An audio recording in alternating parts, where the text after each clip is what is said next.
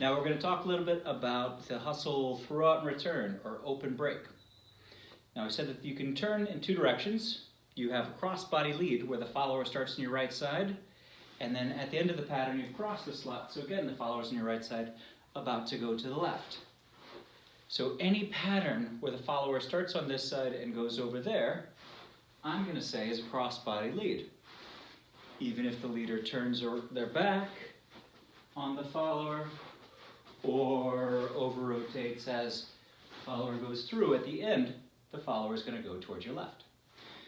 A wheel or a whip is always going to go to the leader's right. So they're starting on my left side, and they're going to go back to my right. I'm going to cross, and they're going to go back this way. I'm not changing directions. Whether I turn my back on my follower one way or the other, my follower is always going to be going back to my right side. So in a throw-out and return, the follower starts on my right, goes to my left, but then is on my left and is going to come back to my right. So it's going back and forth. Now, a lot of times when people first learn this, they'll do a side break on the first part when the follower's on my right side, goes to my left, and then a back break to get my follower back to my right. And that's cool. You can have your feet come to the side or close. Some people cut in front on 3. But any of these, we're going to say, you'll go to my right, and then you'll change directions and come back to my left. Sorry, you're going to go to my left, change directions, come back to my right. So what I'm going to have you do is on 3, we're going to make a triangle. This in patterns up like a bow tie, where I step into the slot a bit, and then on my N1, go together and back. Same thing on this side, my follower's right.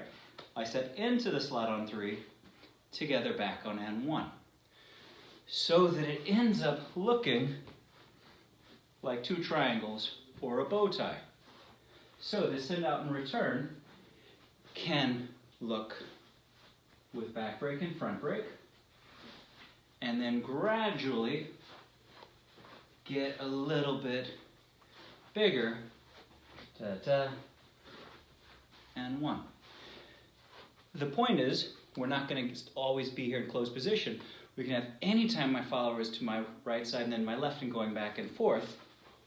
So I can do different hands or add different turns. On the send out, I can turn away. When the follower is going to my left, I turn away. Then they come back into the right.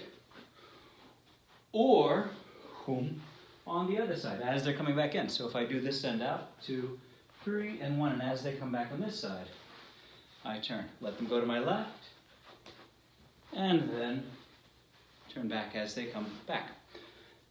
So we are going to use these 3 and 1s to change directions when we start adding in more turns, putting it into the random pattern generator.